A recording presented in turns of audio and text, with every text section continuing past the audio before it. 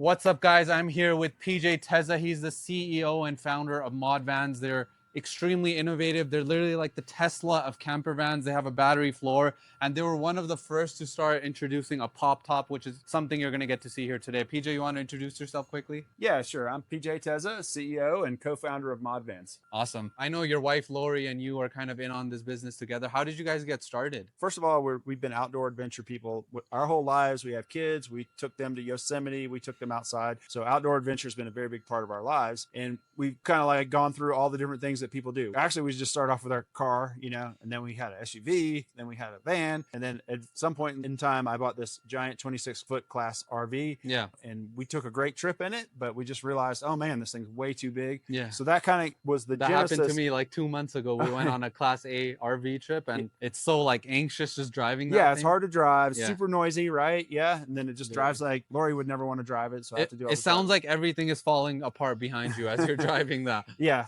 So that was somewhat of our experience, and it was just like too big and Yeah. for daily life. So I was paying to park it. So it's just like this separate thing that I had. Exactly. And I was like, what if I could have one vehicle that I could drive around? Because I wasn't driving like a big long commute every day. I Yeah. wouldn't recommend that. But I had a short commute. I could ride my bike sometimes. Sometimes I would take the dogs to work or whatever. So I did need a car still, but I didn't want to have like a dedicated car for camping. So I was like, well, what if I could build this vehicle that, I could drive my kids around to their stuff, drop them off at school. I could still go to work, but then on the weekends, it becomes this camping machine. Exactly. I was like, well, how would I do this? And I'm an engineer. So I just put together the pieces of like what the ideal vehicle would be for me. And I started looking around. I just wanted to buy one, but it turned out you couldn't buy what I wanted. And to this day, ModVan's really the only vehicle manufacturer who makes the multi-purpose vehicle that I had in mind back then. I agree, yeah. And interestingly enough, we're like 7 years into this thing, and that original model is still our bestseller. We have 6 models now, but that original model that I built for my family, actually in my driveway, because I couldn't buy one, of course, with a lot of refinements and enhancements, floor battery and stuff like that. But the layout and the functionality is what's still working today to be a one vehicle that works for multiple purposes. That means the needs that you have, obviously, a lot of other people had it. If it's still the best-selling vehicle, right? The fun part about that was, so when I started ModVans, I had a lot of other things that I could do. I could take a job. I had all these different opportunities. So when I built ModVans, I literally just built a website with pictures of my house, and I ran some Craigslist ads, and I was like, if this thing sells itself, basically, I'll try this business. Yeah. If not, I'll just keep mine and I'll drive around and enjoy it, and I'll find something else. And then what happened?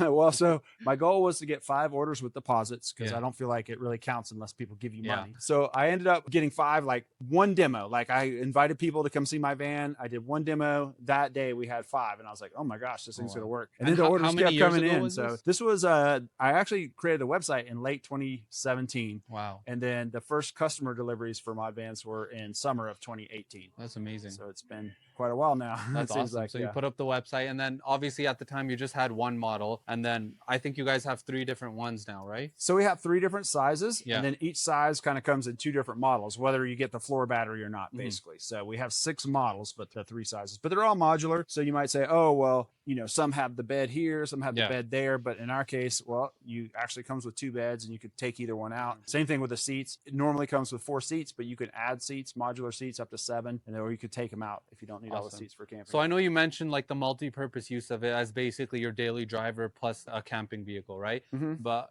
more specifically, like how are you and your wife, and then also your customers, actually using the ModVans vehicles? So that's going to vary by the person. It is modular, so it kind of fits all. And I'll just run through some examples. We have actually quite a few families. So like, let's say the kind of ideal family, 2 adults, they're married and they have 2 children. Maybe the person who stays at home, doesn't have a job. They're using that to run their kids, to drop them off at school, to pick them up, to take them to soccer, and all those kind of things. And then of course you have the camping features. So, they do all that great stuff during the week, but then, on the weekend they go on a camping adventure. They put in some modules. Another example I have is we had a customer who owned a hardware store. He actually owned 3 different hardware stores in Oregon. And he bought this because he could take the modules out, and then he could load up. Like, let's say this one hardware store is running low on this one particular time of bolts. He's not using it for every day for moving inventory back and forth, but when there's just like one thing that needs to be moved, he's going there anyway. Oh, well, now he has, this 4x8 area that's enclosed and safe that he can throw cargo in the back of. Yeah. But it's the same thing. During the week, he can drive from his stores and manage his stores. And then on the weekends, he puts those modules back in and bam, he's camping. That's amazing. So, Awesome. and then, you know, we do have kind of the more traditional RV buyer, which could be a retired couple. And maybe they have just like this massive year-long trip planned. Yeah. And they'll buy it and then go on that trip. And then hopefully, you know, after the trip's done, they have a great trip. I hope certainly that they keep more fun things to do. A big thing that people do, because all of our vans come with 2 beds and safe and comfortable seats for more than just 2 people. A lot of people have talked about taking their grandkids on trips. Yeah. So, you know, maybe they buy it just really to have in mind, you know, they're going to go see all the big parks that they never got to see before they retired. But now also they can get their grandkids. They have safe, comfortable seats. They have tables for everybody. And then they have beds that they can take them in so they can have the kids along with their journey. That's awesome. So yeah. It's life-changing stuff, honestly. Like people get to It really is. Our very first customer, a funny story is his family was very skeptical because, I mean, just think like we'd never delivered a van. Yeah. This guy showed up and he was like, I want it. He was like, no, you know. So he ended up being our first customer because he just chose like no options, just like the default build. Yeah. And he said his family was extremely skeptical. They're like, what are you doing? You know, why'd you give these guys some money? They're not going to give you, you know, and why are you buying a van? Yeah. His adult daughter came with him to pick it up. And she was the one who's like super excited. You know, she took a video of the delivery. So that was really fun. But then later she got married. So a few years later, and they actually used the van for their honeymoon. No way. And now, you know, so it's kind of passed down. That's like, so you know, cool. he got old. He's not taking as many trips, but it's still going out. And as far as I know, they still have it in the family. So that is cool. And that's actually our very first customer. It was delivered June of 2018. So. That's awesome. And so how many vans have you guys built since then, ever since? So funny enough, you eventually lose track. So it's about 180. It's a little over 180 because last time I counted, it was right at 180. I know we delivered more than 2 or 3 since then. And I guess what that means for you guys watching is that this is like a proven system that they have going. It's not like they just popped up as van builders like last year and this is their, you know, first 10 vans or anything like that. They've iterated, they've improved. And in fact, they're actually now innovating as well into the future. One thing I always say is that the RV market is literally like 10, 20 years behind. If you look at some of the bigger companies in the space, their vans are not the highest quality. And like I said, they're not innovating as much, right? And so it's amazing to see what PJ and his team are doing with literally battery floors. You know, they were the first to introduce the pop top. And I'm sure as we walk around the factory, he'll tell us a ton more about the quality and the craftsmanship and the work that goes behind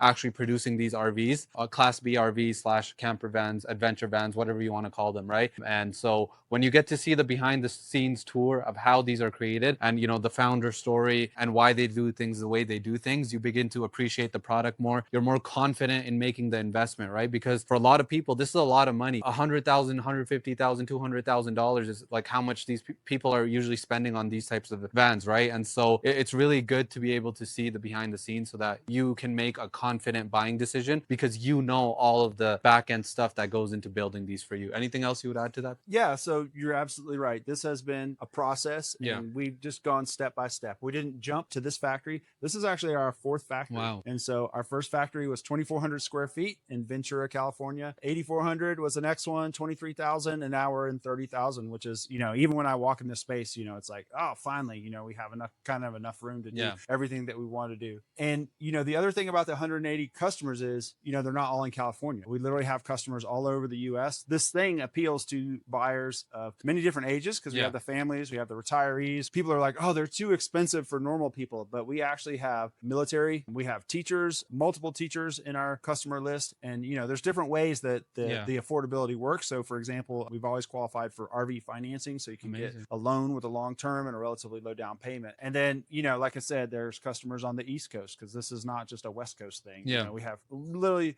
I've had orders from every customer in the US. I haven't delivered to everyone. So I'm still waiting for the Hawaii customer to come through for me. But we do have 2 customers in Alaska, plenty of customers in Maine, customers in Florida. So, you know, Washington State. So all the corners and we're filling in all the states. 100%. And I'm assuming people can obviously fly in. You guys are a few minutes away from the Reno airport. They can come, they can see the vehicle. You guys go to tons of van shows as well. So you can obviously see them at those different van shows. And then on top of that, I'm assuming you guys also offer like shipping on these across the country. So cool thing about the vans is they can just be shipped like a car or something. And that transport is readily available. So yeah, I would say, you know, especially during COVID, a lot of people did take the shipping option. Yeah. But now we're kind of back to the way it was before, where most people do fly here. Yeah. And they take delivery. And that kind of comes into some plans that we have to take advantage of that. Like like, how do we even kind of lean into that where people are coming here and they start an adventure, you know, by driving their van home, 100%. ideally going to see some sights on the way, and like, how do we tap into that as well? So, but Reno has been a good town for us. We're literally 5 minutes from the airport, so that's a big upgrade. Before, when we were in Southern California, we were like over an hour from LAX, so a lot of people were flying in there, and the first thing they had to do was like sit in the bus for an hour and a half to get to ModVans, which kind of sucked. So that's awesome. Cool. You want to get into the factory tour? Sure. So we had a little bit of time. You know, we're always pushed for time. We're always trying to balance all these different things, but we took some extra time to pick a space that was like a really good fit for us,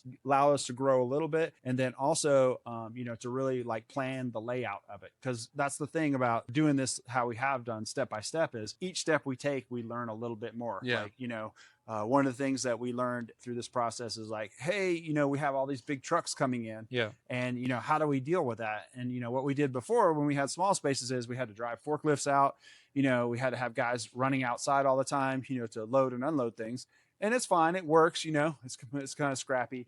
With this facility, this kind of starts the tour is, you know, we have these 5 loading docks. So big trucks, semis, box trucks, they can just back right up here. And we can just drive our forklift like right onto the truck, unload it. It's so much more efficient. And then that kind of opened the door for new types of business. So we started selling some of our unique parts, and some of those parts are big. So like, even if we were to sell a floor battery today, you know, it's big enough, it's not going to ship out UPS. But we can have a semi truck just back up, and then it becomes freight, and we can drive the forklift off. So that's really awesome. And so this is what you're standing in, is basically the start of our process. So raw materials, parts, supplies, they come in, we order them from distributors. We have vendors that make parts specifically for us. They usually come in freight, so they'll come in these loading docks here. And then this is kind of a pre-inspection area. You can see a little bit of materials on the floor. We'll go through the invoice, make sure they send us what they they said they did, try to look for damage, things like that. So you need a receiving area in a shop, and that's one of the things we're excited about, because we never had that before. We were always like driving the forklift on, nobody's ever inspecting anything. It's just like, bam, it goes sitting near the racks, and you know, it didn't get inspected. After the items get inspected and they clear receiving, then they can go into our inventory. So this is another thing that we're really excited about, is this is actually, we have a lot of stuff on the racks, but we still have half the racks available. So that's pretty exciting, because this is all the different parts. We have about 2,000 parts that we keep track of, that we put in the vans, and that's unique, you know. So like, it's not like 2,000 cushions. It's like, oh yeah, that's just one part, the different kinds of cushions. We order 3 different kinds of cushions. Oh, wow. 3 different parts. That's a lot. And then about 300 of those are custom made for us by vendors, and I'll kind of walk you through some of that. But anyway, so the nice part about having all the inventory here in one section, first of all, there's some fire rules and stuff like that, you know, to follow, and it's nice to have it just here, so we can make sure we're following all those rules. But also, inventory can just be in control of this part of the shop. Exactly. You know, the guys aren't supposed to go into the racks and be pulling stuff themselves, so we can use our computer systems to keep track of it the way we're supposed to. So yeah, so materials will come in here, go into our inventory racks here. Organized here. Well, so what you're kind of seeing here is we're still moving in. So this is a big operation. I heard this said as trying to change the tires on an airplane that's in air. You know, that's kind of what we're doing at ModVans. We moved, and we haven't stopped building basically the whole time. We still have service vans, so we have people coming in for service. So we haven't spent as much time organizing the inventory as we will. But anyway, yeah, so we have all this inventory. And then over here on our left side, you'll see kind of the other cool thing about this space is we actually have all this dedicated room. And you can see it's not super organized. We don't have the partitions and stuff that will eventually pull up. But the idea of this area is this is where we create subassembly. So basically the way we build vans, and this is a big vehicle manufacturer. We're talking about Tesla or Ford or GM.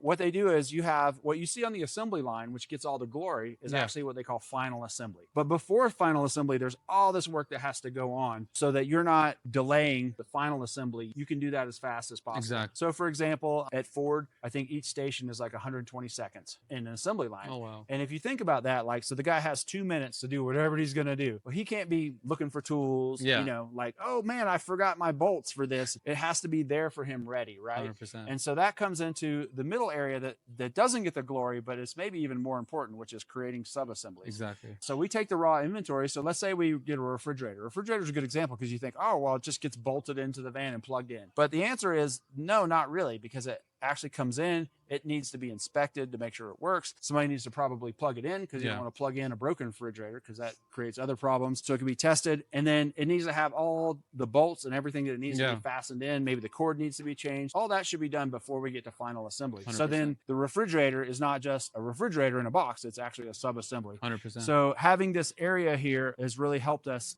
have the space to create those sub-assemblies. In our older factories, we kind of made space, but we didn't really have space to do this work. And it's important because we do make so many things ourselves in-house. Unlike a lot of people that are mostly building cabinets and bolting stuff in, or maybe even buying cabinets. I look at a lot of the RV tours you watch, they actually buy cabinets from somewhere else. Exactly. And then the guys are mostly just running plumbing and wiring and putting in things that are already built. Yeah.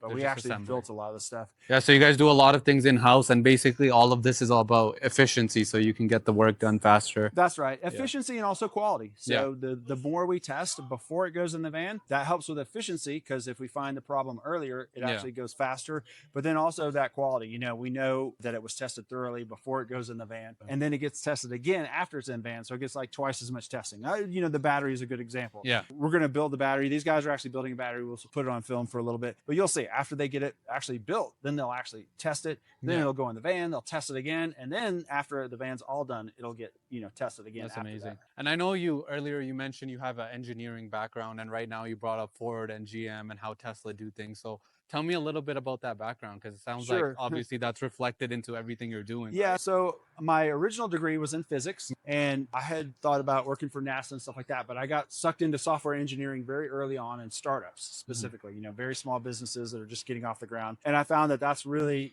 where my passion lies, is building brand new things that nobody's ever built before. And so I worked my way up, through startups for 20 plus years. And this is my first time actually working with hardware. I have done this before in that I worked in the software part. So one of the systems that I worked on very early on in software was we went to manufacturers and we helped them estimate how much it costs to make the products that they build.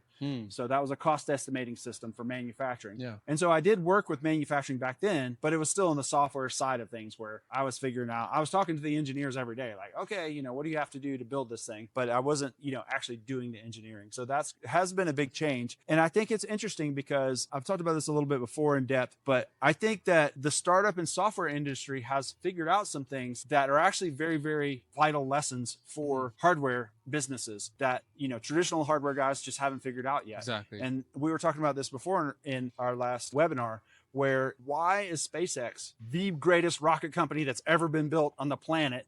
When there's all these, EU has their rocket company, we have Boeing, we have, all these companies that have been around forever. How did they come from behind? And now there's just like no competition. And only part of the answer, there's different parts of the answer, but I do believe that one of the parts of the answer is they applied those startup lessons that we learned in the startup world in software development to hardware development. And so one of those lessons is failing fast, is like building stuff as fast as you can, getting it up there. And it's okay to make mistakes sometimes. You take that and you bring that back and you make a lesson. And that's in contrast to the way that rockets were traditionally built, where you try to do everything perfect and you try to make absolutely 100% sure to the best of your knowledge 100%. that rocket would fly and it would not fail. The problem with that is it takes so long. And even if you put all that work in, it still can fail sometimes. And we know, the space shuttle crashed and bad things have happened. So it's not like if you turn the engineers loose and say, make this perfect, it doesn't matter how much time or money it costs. That still gives you the result that it could still fail. 100%. So in the software industry, we've kind of turned that around. We said, okay, let's just lean into that and say, we're going to fail, and let's get to that failure faster and faster. 100%. So that's called fast fail in the software industry. And so I do believe that bringing that mindset to hardware, it can be an asset, sometimes it can be a negative, you have to, everything's in balance, I guess.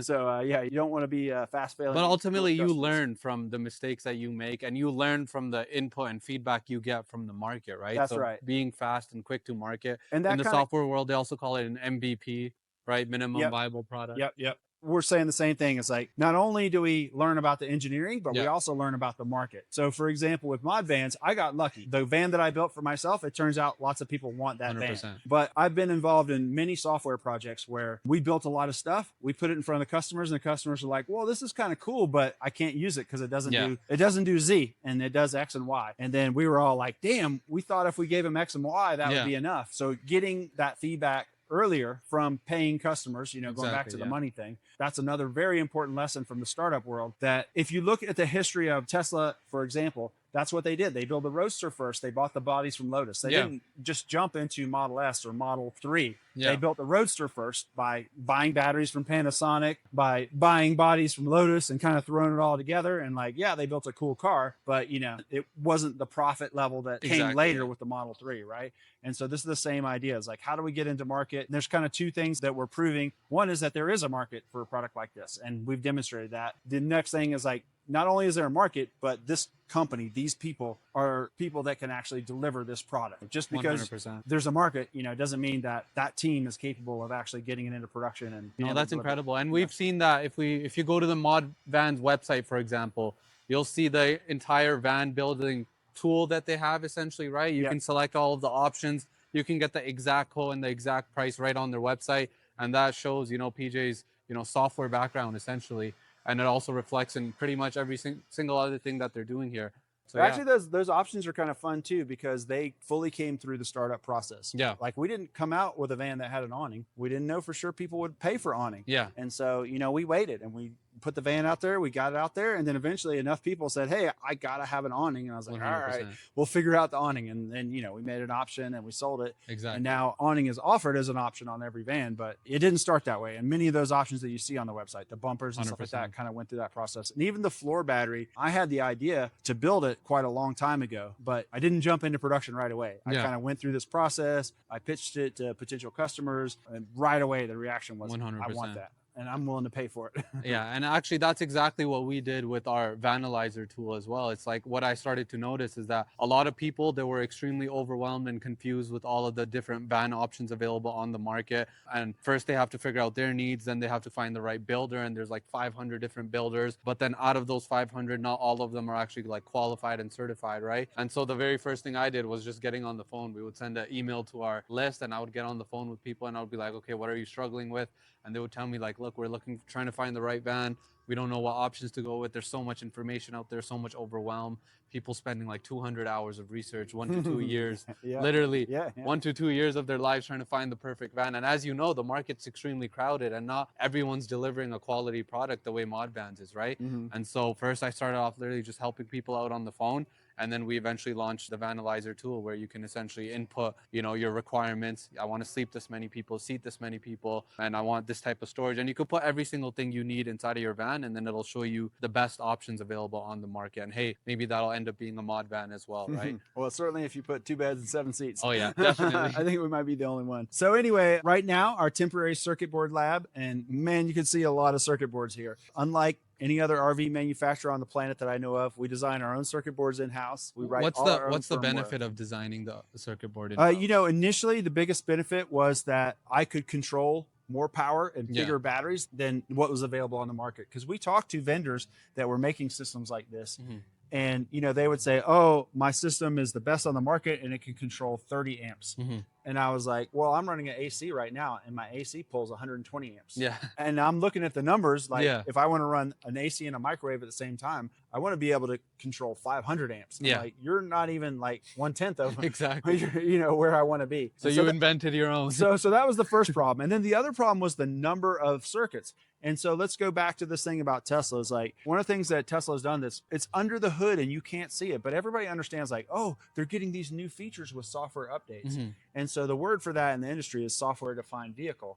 But really, you know, it's not software. There's all this hardware that makes it work. And one of the pieces of hardware that makes it work is you need to have a circuit board that can control and monitor a lot of things. And so just to give you an idea, you know, like this is a board and, you know, it controls 58 different circuits, right? Yeah. And so this kind of goes back. That same vendor that was selling the 30 amp, their box could control, I think, 25 circuits, which was big at the time. You know, that was big for the market. And I was like, no, you're missing because, you know, that's just one of my boards. If I add up all the circuits that I can monitor and control, it's 160. Oh, wow. So, again, he was off. He wasn't off by a factor of 10 this time, but he's still off. And this is just the beginning. So that's one thing, was just literally capacity. Like, in my mind, I was adding things up and I was like, you know, what they had didn't work. And then the other thing is kind of control of our desk, right? if I want to write an algorithm that turns the lights on automatically, you know, based on you're waking up in the morning, you know, I can do that. Whereas if I have a vendor, they were like, oh, well, we're not going to let you program our boards, you know? And then there were some other little choices. I wanted everything to be app based because I thought the idea of having a dedicated touch screen. Well, actually, that vendor, they didn't even have a touch screen. You had to push little buttons on the side. And I was like, dude, this is like 2012. I was like, come on, man, we've got to get so this was it was 2020, I think, when I was talking to him. I was like, and then the next step was like, well, they give you a touch screen, right? But then you have to go to that place in the van. And it's like, if you're in your bed and you want to turn on your lights, it's like, oh, well, we'll give you another touch screen for the bed. I'm like, oh, well, we're just gonna put them everywhere. Like, but you know, I have my phone everywhere with me. And not only that, and it's 2025. I take it to bed. So I was like, what if, you know, we had no touch screen and we just had your phone or a tablet? You know, we do give customers a tablet, but the last piece of the puzzle was over the air upgrades, firmware updates, the ability for customers to control their van completely over the air, you know, over the internet. And that's all coming together because I don't know if you studied up on Starlink, but you know, Starlink's amazing.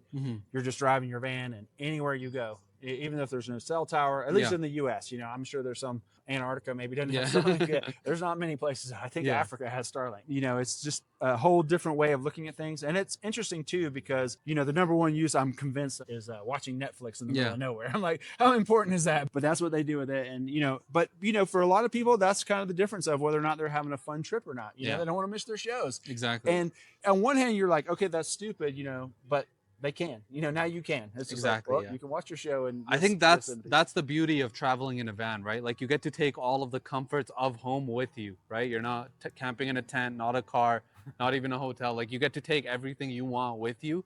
And so it's a much more comfortable experience. And by the way, I just also want to say, like, one of the themes that you're probably noticing by now with PJ is that obviously he's very innovative, but also if something doesn't exist, he just invents it himself. Well, so that we go through a process. We do talk to vendors. So exactly like that system. Same thing with a floor battery. I talk to every battery vendor in the US and I try to convince them to build this battery because I could see how it could work. And they were just like, no, you know, you're not big enough. You know, I don't want to build a new box. 100%. I already got my box built. And so eventually we were like, okay, nobody's building it. We're going to build it ourselves. The pop-up top was, you know, the same thing. You know, we kind of looked at what was available on the market and we were like, I think I can make something that's enough better that it makes sense for us to build it in-house. So that was the same thing with the circuit boards. And you can see, this is kind of a, you know, fun little exhibit because this is like all the different ones that we have. It's a lot of generations. I mean, with all this innovation and new inventions that you're basically doing, I'm sure like other companies might be hitting you up like, hey, can we license this? Can we use this? We get that sometimes. I would say the biggest thing that we get though is the huge RV manufacturers are like, I know they watch our videos. Of course they do it half baked. I heard them one time say floor battery, right? But they didn't really do the true floor battery.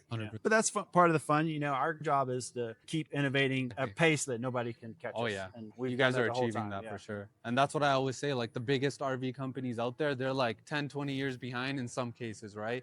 And so it's amazing to see builders like ModVans, you know, innovating and taking the industry to the next level. And I honestly believe in like the next 5 to 10 years, a lot of the consumers and a lot of the market is going to start catching on and they're going to start realizing that these are the people building higher quality stuff. They're the ones innovating.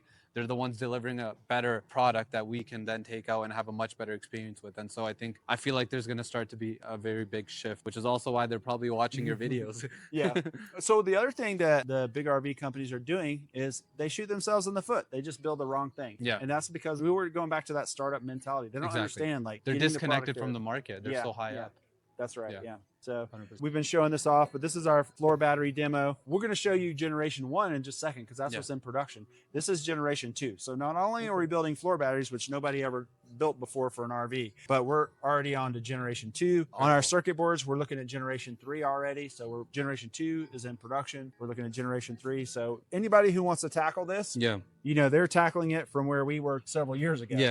And exactly. You know, maybe they'll be able to shortcut a few things. But 100%. You know, And then this was a fun thing because this was kind of a partnership with one of our vendors. They wanted to show this off at an exhibit. So we co-built this with them. That's why we built it a little earlier than we were quite ready to show off. So these guys are working working on, we were talking about building sub-assemblies. So they're sub-assembling a floor battery module. This is a great contrast. You can see the difference in size. So this one is 3 times as big as that one that we're looking over there. And it does actually have 3 times as capacity. So it's not a matter of capacity, but that one's modular. So I can give you 1, I can give you 2, I can give you 7, I can give you 8 of those. Yeah. Whereas this one, we give you this one or 2 of them.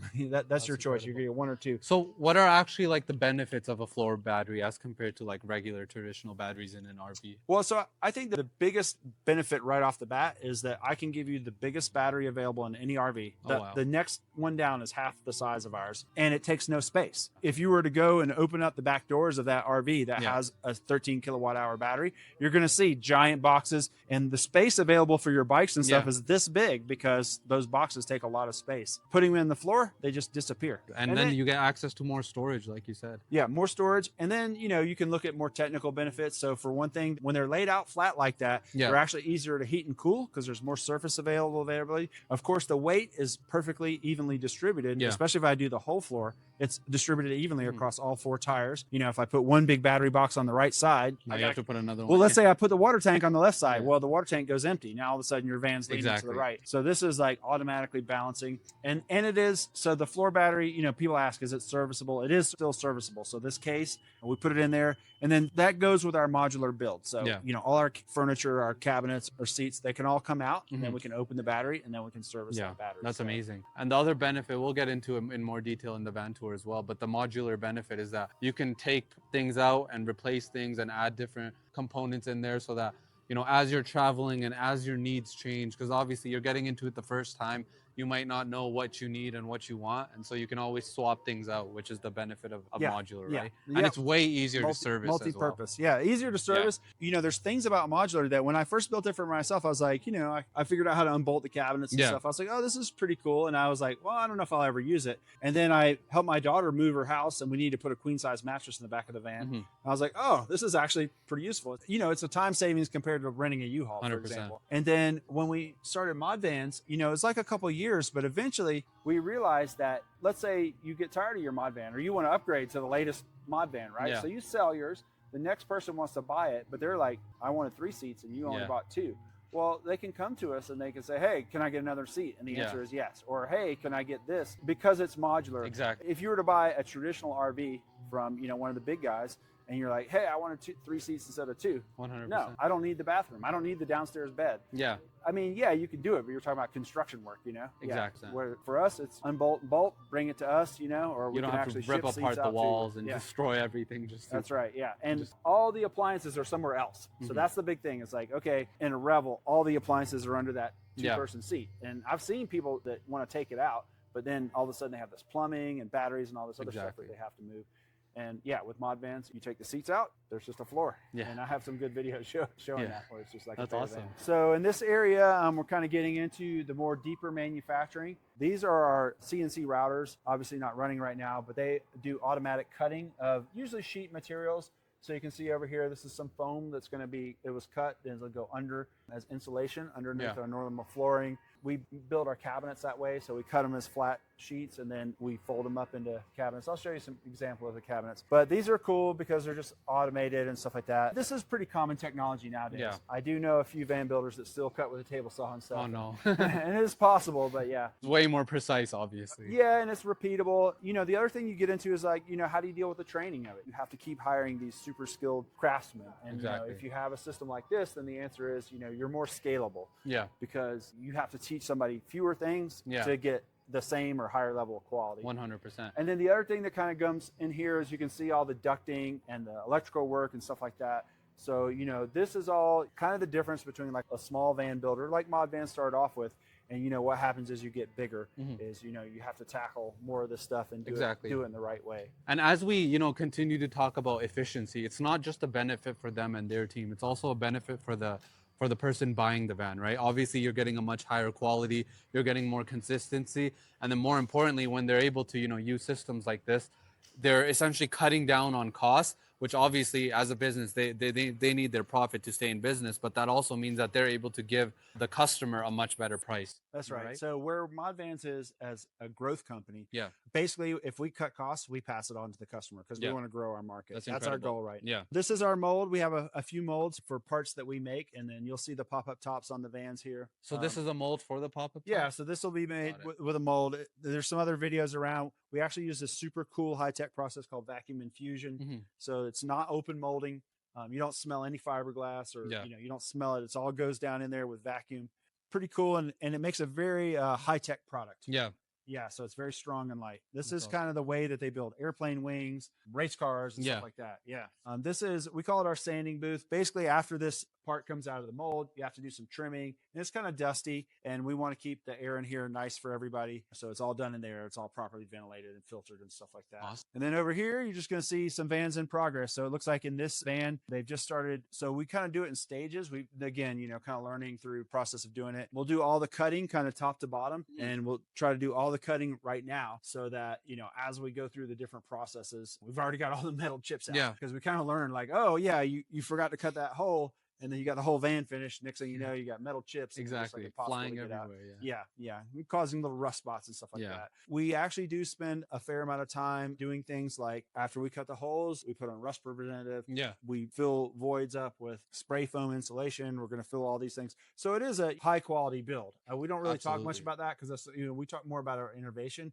But we do spend a fair amount of time on all those details that, other people, that's where they spend the most time about. Like, oh, well, whatever, do all these things with the screws and stuff, but we do spend a fair amount of time with that. And then right in here, you can see, after we cut the roof out for the pop-up top, we install these cutout frames, and we have some information on our website showing how that doesn't impact the safety of the van. It's still as strong or stronger before we cut the roof out because of the way we put in the cutout frame, 100%. And then the pop-up top is super strong. And I guess this is also a good time to mention that you guys only build on the Ford Transit chassis. Yeah, so that's kind of also part of the main plan. So our job is not to pause here and build gas-powered camper vans for the rest of our existence. Our goal is to get to electric and hybrid vans as quickly as possible. So if, my main goal was to be a giant RV manufacturer just like everybody else, I would build on Sprinter. But, right now we're kind of like, okay, it's always a balance, but the balance is like, how do we balance, getting to that next step with still keeping production and being able to deliver vans? So we've kind of focused on the Transit. I do think Transit's the best van. That's why I chose it. And it has some good capabilities. We're have some fun plans to show off those capabilities in the near future. Do you want to tell us why you think the Transit is better than the Sprinter versus the Dodge? Yeah, so because everyone has their own opinions. So I'd love to hear the Dodge is super easy. The Dodge is basically a bargain platform. It's front wheel drive only. And all my customers want all-wheel drive or 4x4. There's just like no question about it. In an adventure van. Yes. So the Dodge is out because it doesn't have it's front-wheel drive only. All right. So then it's Sprinter versus Transit. Basically the Sprinter does have all the love, but the Transit actually has a more powerful engine, has a better all-wheel drive system that's more capable off-road. More torque. And more torque, more horsepower. People are like, oh, the diesel gets better miles per gallon. But the answer is it really doesn't. They're pretty equivalent. The modern diesels have to use a lot of their diesel to deal with the emissions and all this other stuff. So there's really not a big advantage, and there's no power advantage at all. In fact, the Transit's quite a bit more powerful than that. And then you just have the running cost. When you go change your oil, it's $40-$50. There's no service A, there's no service B. Exactly. I was just watching this thing. There's the whole DEF system. And they were like, oh, service B, a really great price is $2,500. Yeah. I mean, there is no service B. I guess at 100,000 miles, you get your sparks plug and your transmission fluid change. Yeah. So, it's like, it's not going to be $2,500, Exactly. The cost of ownership is quite different. The dealer network it's the same numbers I was giving you before. There's like 4,000 Ford dealers and 400, Mercedes dealers. 10 times. There's no Mercedes dealers in between. Basically, on the way to Alaska, like if you break down driving there, you're like, oh yeah, there's no place. And there's a Ford dealership in every one of those Canadian towns. And then the last thing is reliability. You don't really get the consumer reports for the vans the way you do for cars and stuff. Yeah. But I can just tell you, I belong to all the groups. I belong to the storyteller groups and the Revel group and all this. And I belong to all the Transit groups. The number of problems that I see on the Sprinters that result in the owner having to have that Sprinter towed to a Mercedes dealership. And then waiting like a whole week because it's night and day. Yeah. Like, I mean, in 180 deliveries, knock on wood if I can find it, we've only had one customer that really had like a kind of a chassis issue. Yeah. And, he was able to drive his van to the dealership, and it turned out it was a loose harness. We've had a couple little things like that, but we haven't had those things where, customers calling us and like, my van 100%. is in the middle of the woods and how do I get where? And the answer is, oh, well, get it towed over 1,000 miles to the nearest Sprinter dealership. 100%. And I think that's an incredibly important point, obviously on the chassis, and then even the build quality itself, right? Like, because imagine you spend a ton of money on this build, you're going and you're trying to go on your adventure, maybe with your wife and kids, or maybe even solo, right? And then all of a sudden you run into a chassis issue or a build issue, like let's say your electrical system stops working or something like that. Like, that's literally going to ruin your entire trip, right? And you don't want to be in and out of service centers all the time. So going with the right chassis, and then also more importantly, going with the right builder as well, making sure that they're doing quality work. That's not gonna, it's great because on Instagram everything looks beautiful, but what happens 3 months, 6 months, 2 years down the line? Does that quality actually still hold up, right? And PJ, as he's talking about, they've built 180 vans.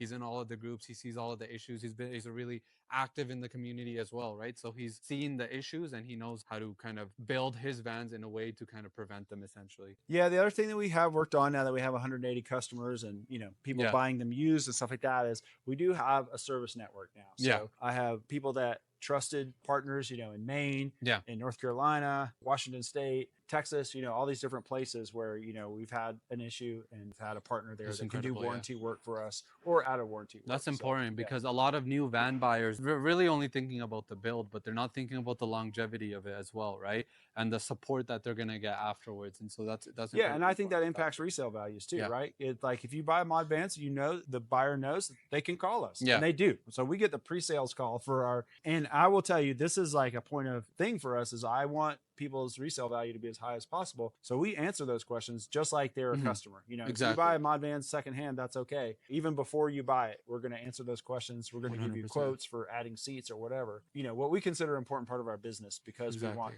those resale values to be high. On that topic, have you ever done the calculation on resale value with like chassis versus build, like the percentages at all? So that's actually a really good question. So the one that I noticed, it's different, right? So COVID changed everything because people were crazy during COVID, but now it's going back to the way it was.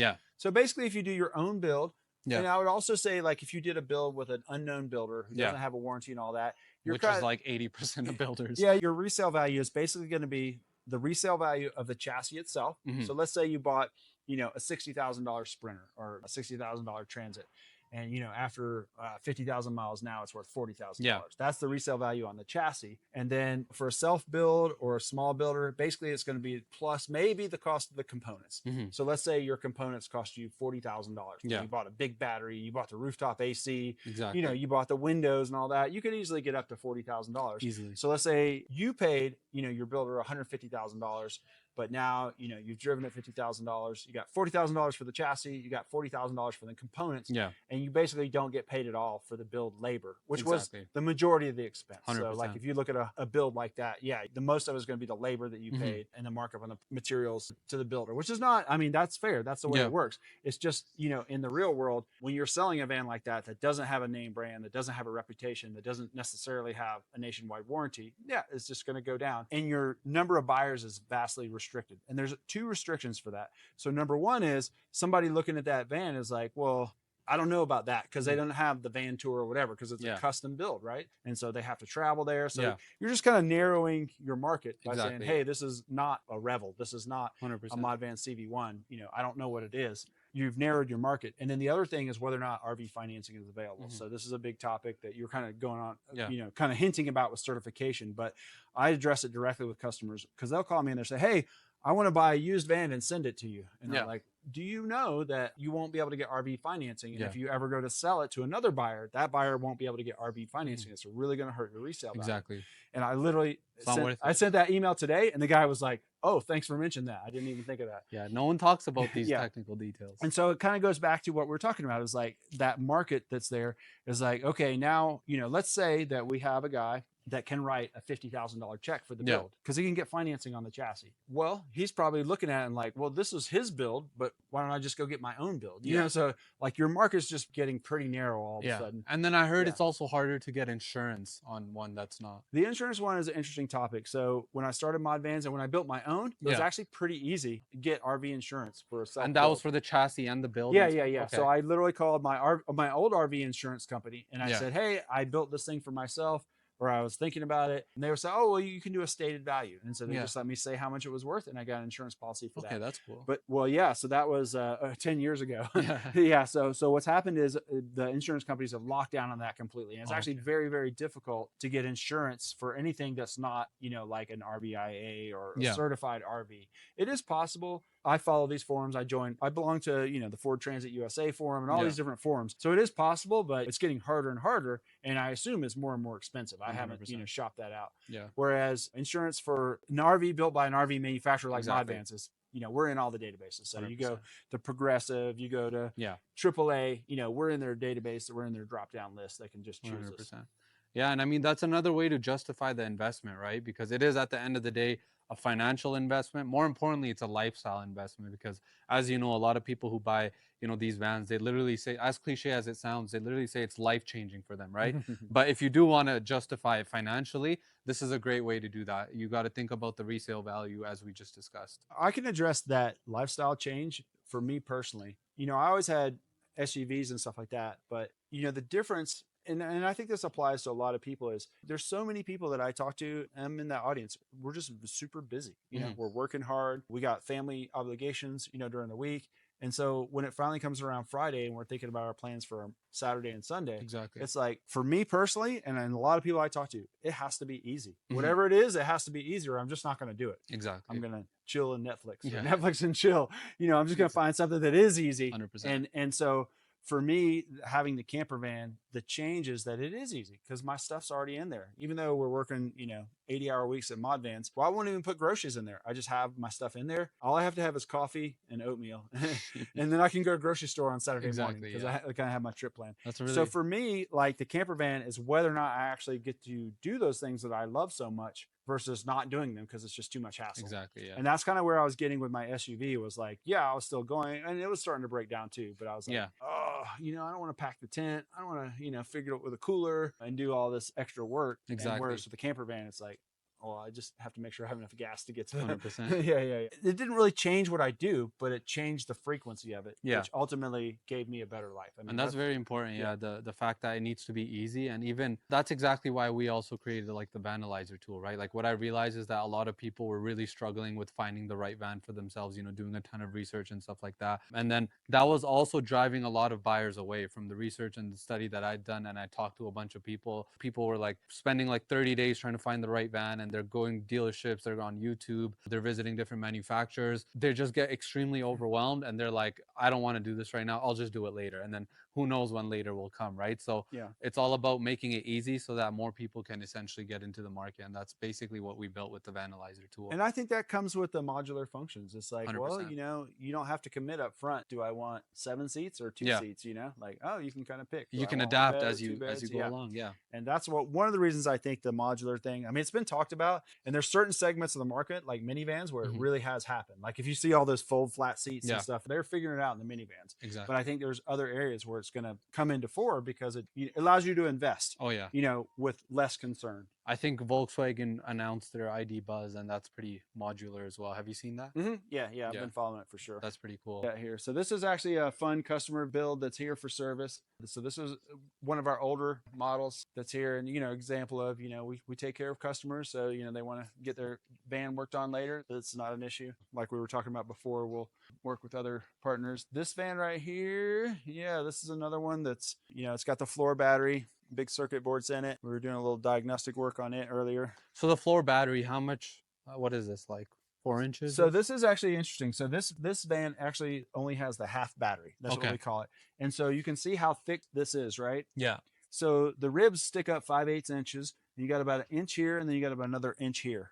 So in order to get a flat floor, we built it up with foam because the back half has the floor battery. So let's kind of walk around back there so you can maybe, I don't know if we'll see it. Hopefully we will. Yeah, you can kind of see it. So this is going to be, that's how much thicker it is. It's literally an inch. So this is actually going to close down like that. Awesome. But yeah, it's another inch. Cool. And then we kind of work around it. In the low roof van, we flatten the floor. In the high roof van, we actually do all these little tricks so that you don't lose height in the shower. If you only get half the battery, we bring the front half down. 100%. One of the questions I had, and this is the first thing that popped in my mind, is that why is someone getting a low roof with the pop top? You see what I mean? Why not just go with the high roof? So interestingly enough, this is actually the design of my very first van. I built the low roof. I wanted the low roof van specifically because I was doing these big drives, and you flew in today, and what was it? It was windy as hell, right? Yeah, very windy. So very windy. Well, imagine you're on these highways and you're driving, and it's windy too, right? And so I lived in Berkeley, California at the time, and I was driving here to Tahoe like a lot of weekends. And I was snowboarding and, you know, doing all these fun things. But a lot of times I was driving, it was like super windy. Yeah. And so I didn't want the high roof fan because I already knew from driving my RV that it was going to blow around like crazy. So I was looking to optimize the driving capability. But then, you know, when I looked at the layout, I was like, oh man, I'm going to lose like on a 20-foot van, you just lose so much space to that giant bed in the back. Yeah. And I was like, well, if I put a pop-up top, now all of a sudden I have all that space back. Yeah. And I still have a big bed, you know? Oh, yeah. And the sleeping experience is awesome. So this kind of gave me the combination of things that I wanted, which was I wanted a super big, comfortable bed. Got it. But I also wanted a low roof fan because of great driving and the wind and stuff like that. Is that the reason why your customers do it as well now? I think that's one thing.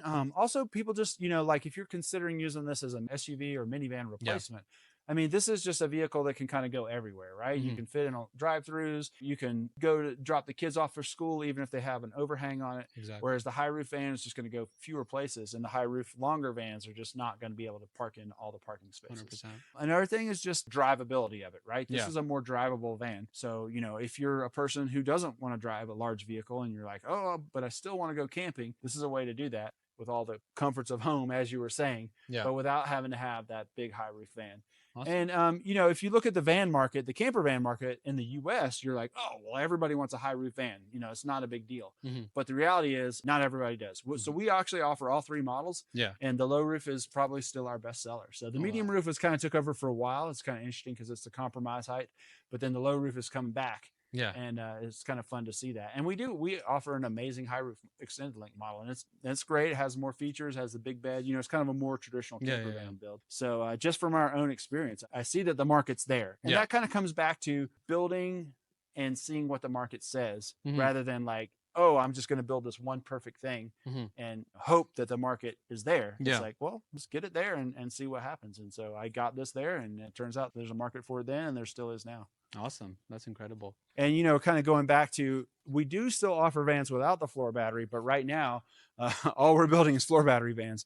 So this is another, you know, van. This is in progress, just a little further along. So it has the floor battery in it. I think the guys are doing the wiring harness now. You can see all the wiring. And so kind of going back to what are we doing that's different, innovative? How are we going to stay ahead? Yeah. So when we started building the vans with the floor battery and the 160 circuits, as I was describing earlier, you have to connect all those circuits somehow, you know, and you do it with wires. And so we did, you know, kind of what we normally do. We built our first few wiring harnesses in house. And it turns out it's really hard to build a wiring harness perfectly with 160 circuits. You know, there's a lot of little connectors and stuff like that. So we actually engineered a full wiring harness, and then we send it out to a vendor who has their own tools that makes that for us, and then they test it and they send it to us. So that's awesome. So it's not completely unusual in the RV industry, but a lot of the big guys don't do that. They basically wire and plumb vans like as if there was a house. And so they have guys in there with spools of wire and stuff like that. And so what happens is all those mistakes that we made when we were trying to build our own wiring harnesses, that happens every time they build a van because everyone's different, you know? Yeah.